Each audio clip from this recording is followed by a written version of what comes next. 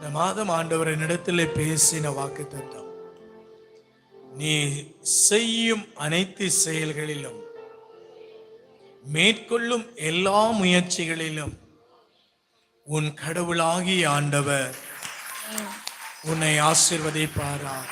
ஆமென்.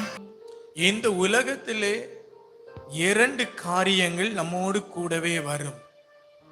அதை ஒரு நாளும் மறக்க கூடாது. முதலாவது, நம்முடைய பிதாக்களினுடைய ஆசீர்வாதங்கள் நம்மோடு வரும். இரண்டாவது, நம் பிதாக்களினுடைய சாபங்கள் நம்மோடு வரும். இந்த 2 காரியங்களையும் நாம் கவனமாய் தெரிந்து கொள்ள வேண்டும். ஆசீர்வாதங்களை பெற்றுக்கொள்ளுகிற பொழுதும் கவனமாய் இருக்க வேண்டும். சாபங்களை பெற்றுக்கொள்ளாமலும் கவனமாய் இருக்க வேண்டும்.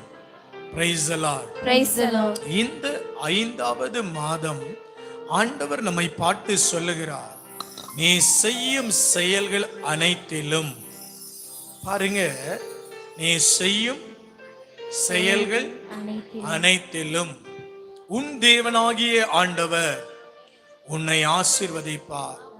நீ மேற்கொள்ளும் எல்லா முயற்சிகளிலும் உன் கடவுளாகிய ஆண்டவர் ஆசி வழங்குவார்.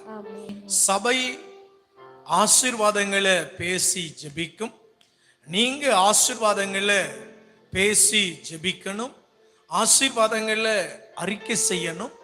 அந்த ஆசீர்வாதங்கள் உங்களுக்கு மேல தங்கி நீங்க மேற்கொள்ளுகிற எல்லாவற்றிலும் நீங்கள் ஆசீர்வாதமாய் இருப்பீர்கள். ஆமென். அல்லேலூயா. ஹalleluya. இந்த உலகத்துல துன்மார்க்கனோ சன்மார்க்கனோ, நீதிமானோ பாவியோ விரும்புகிற ஒரே காரியம் ஆசீர்வாதம். சோம்பேறியோ கடின முயற்சியுள்ள தொழிலாளியோ விரும்புகிற காரியம் ஆசீர்வாதம். ஹல்லேலூயா. நீங்கள் யாரை எடுத்துக்கொண்டாலும் கேட்கிற ஒரே காரியம் என்ன? ஆசீர்வாதம். ஆனால் ஆசீர்வாதத்தை யாரிடத்திலே நாம் கேட்கலாம்? தகப்பனிடத்திலே கேட்கலாம். யார் நமக்கு அந்த தகப்பன்? ஆண்டவராகிய இயேசு கிறிஸ்து. ஹல்லேலூயா. இந்த மே மாதம் உலகம் முழுவதுமே தொழிலாளர்களுக்கான நாளை செலிப்ரேட் பண்ணுகிறது. நாம் இன்றைக்கு ஆசீர்வாதங்களை செலிப்ரேட் பண்ண போகிறோம்.